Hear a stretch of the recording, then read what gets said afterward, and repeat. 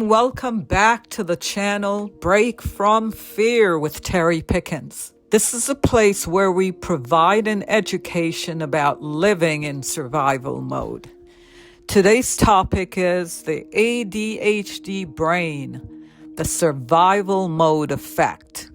Over 20 years ago, I had a download from the quantum field. It lasted 2 years, and when it was over, I knew everything there is to know about something we all know and call survival mode. I was able to extract myself from that mode, which requires both behavioral and nervous system reorganization. Just to give you a reminder, we enter survival mode when our premature brain becomes frozen in a protective posture, even when there is no imminent threat coming at us. Living in this mode impacts your ability to trust and even to believe. Therefore, 20 years later, I am still trying to convince the powers that be of this truth. I will continue to do so, however, until there is no breath left in me. And it is not my perspective, folks. I'm only the messenger. Today I'm talking about the ADHD brains and the survival mode effect. Keep in mind that according to the DSM, ADHD now includes ADD, even though for some of us, we are hyperactive and others have more of a freeze response in the fight, flight, freeze system of the sympathetic system. Our brains in that protective posture triggers anxiety and everything else grows out of that. Have you ever wondered why the ADHD brains can't do boring tasks, but will hyperfocus for 6 hours on the wrong thing? For some of us, that wrong thing, we have another word for that, we call it, and it could end up being an addiction. But let's continue. It's not laziness, it's being in survival mode. Boring for the ADHD brains mean you don't know what to do. So your brain, which is constantly scanning for threats, thinks that leaves room for an attack.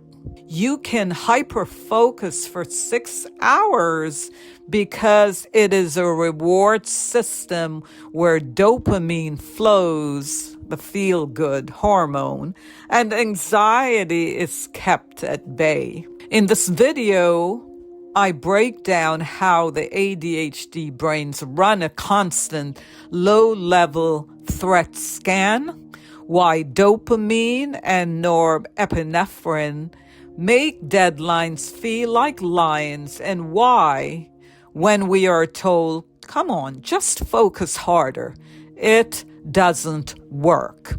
Today you learn why task paralysis isn't procrastination. Actually, procrastination is more related to perfectionism, which I will cover in another video. You learn what hyperfocus actually is, how rejection sensitivity ties to your nervous system, and 3 simple ways to tell your brain, come on, we're safe, chill out.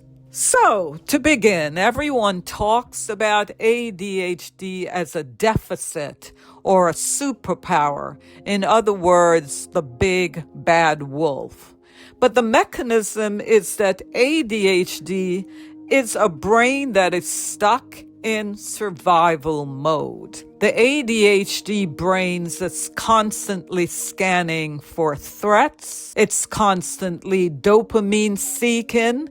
It's experiencing task paralysis and rejection sensitivity. This chronic stress response causes cortisol to mess with our executive function. The hyperfocus causes survival mode tunnel vision. What appears to be lazy, quote unquote, is actually our nervous system doing its best, trying to protect us. But folks, what if ADHD isn't a focus problem, but your brain thinking you're in danger 24 hours, 7 days a week? ADHD people, you are not lazy. Your nervous system thinks deadlines are lions. You get nervous, and some of us get up and we do our emotional eating, be it the donut, the cookie. Some get up and play video games, etc. And hopefully you return to the task in a short time. When you have that distress of a deadline, what is your run to comfort thing? Tell us in the comment. How is your ADHD brain? How is it that your ADHD brains can build IKEA furniture at 2 a.m. in the morning, but you can't do your taxes? Folks, it's called survival mode. The ADHD brain can't do taxes for 3 hours if it's not your thing. The ADHD brain can, however, deep clean the the baseboards at 2 a.m. when it is urgent. You're having a party, you're getting paid for it, a deadline is coming at you. Well, welcome to the world of survival mode. Survival mode, we talked about the norovirus weakening your immune system. I want you to review that. What if I told you ADHD isn't a focus problem, but your brain thinks you're being chased by a lion? The ADHD brain lives in low-level survival mode by default. And that explains everything, people. The paralysis, the hyperfocus, the rejection spiral when someone leaves you. Today, we're talking about why your ADHD brain is stuck in lion mode. And I'll help you to see what you can do about it. See, a typical brain, or we use the word neurodivergent. Some people do. I tend not to because it's an umbrella, not a diagnosis. And it's not always clear what's under it. And clients like it because it doesn't describe what's wrong with them. But there's survival mode again. You must be perfect in survival mode. Typical brains have a threat detection system. When it detects something dangerous, cortisol, adrenaline are released, we jump into focus, speed, and we get to safety. How about ADHD brains? Well, research suggests they're constantly scanning for threats, rewards, novelty, anything. It's like your smoke alarm goes off when you're simply making toast. So what does that look like? You get task paralysis. When it's a boring task, your brain thinks there's no reward, so it's not worth survival energy. You go into freeze. It's not being lazy. It's really being protected. Number 2, hyperfocus. Interesting thing. Your brain thinks this keeps me alive. So tunnel vision sets in, and for 6 hours, whether it's the video game, whatever you're doing, you can do it for 6 hours. The third one is the rejection sensitivity. Someone criticizes you and your brain thinks tribal, exile, death, and you begin to spiral. It's not a character flaw. It's your nervous system trying to keep you alive with the wrong threat detector. I'll repeat that. It is the job of your nervous system to keep you alive, but not with the wrong threat detector. When the detector is wrong, it's 24/7. We can't live like that, so you have to develop defense mechanism and other painful physical symptoms. And over time, this only gets worse. Let's continue explaining. 2 chemicals are running this show. Dopamine The ADHD brains have lower baseline dopamine. So it says this is worth my energy. If there's no dopamine, then you look at it as a boring task. It feels more like death. The other chemical is norepinephrine. ADHD brains pump this when it feels stressed or feel the task is urgent. It's your go-to button. When you panic due to a deadline, norepinephrine surges, and suddenly you find that you can focus. So your brain only turns on when it thinks you're in danger or obsessed. That is survival mode. The studies on ADHD plus stress response shows higher baseline cortisol in some adults. We'll cite the research at the bottom of this screen. The 3-hour email, boring email. Brain thinks it's not urgent, not interesting, not a threat. So you can't move, you're frozen. But if your boss says, I need this in 10 minutes, the norepinephrine hits, and that email is done in 5 minutes. That is not procrastination. That's threat-based activation. Let's look at the hyperfocus rabbit hole. A random topic catches your interest, then your brain says, uh-oh, this is the lion we must catch. And you spend 4 hours within this tunnel vision focus on whatever that random topic is. Hyperfocus is survival mode tunnel vision. Your brain thinks this keeps you alive. Now let's look at the rejection spiral, RSD. Maybe you found text left unread. Brain thinks tribal exile, danger.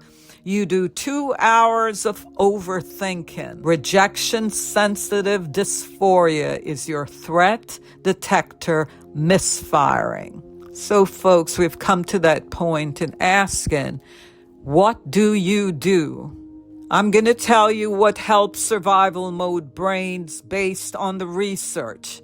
Number 1, fake the threat. You've heard the term, fake it till you make it.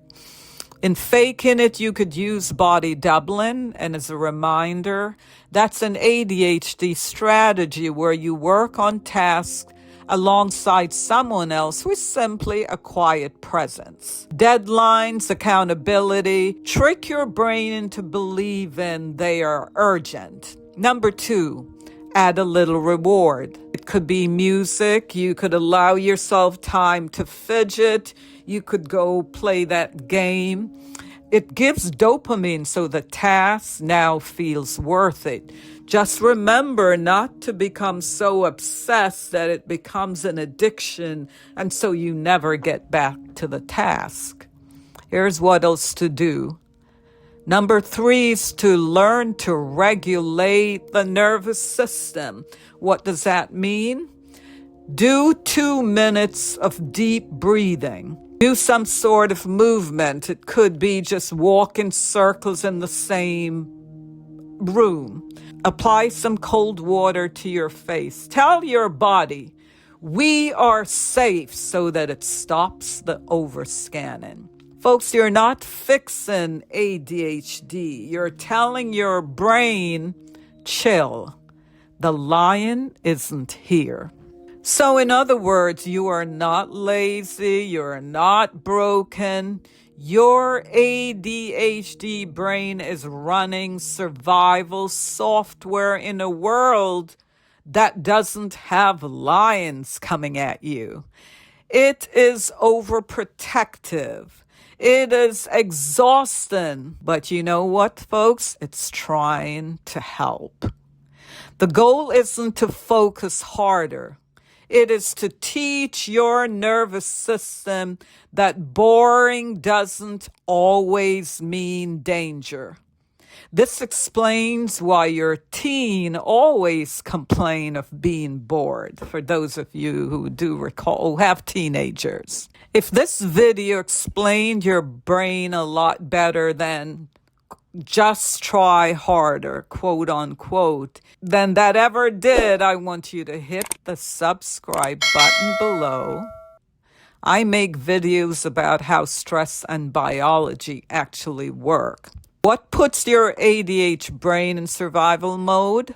Boring paperwork, technology, loud people? Tell me in the comment below. I read them all. And if you love the norovirus video, it's linked right below. Your immune system will thank you. This is the end of the video. Until next time, don't forget to like, subscribe, and comment answering the question you were given. Bye-bye.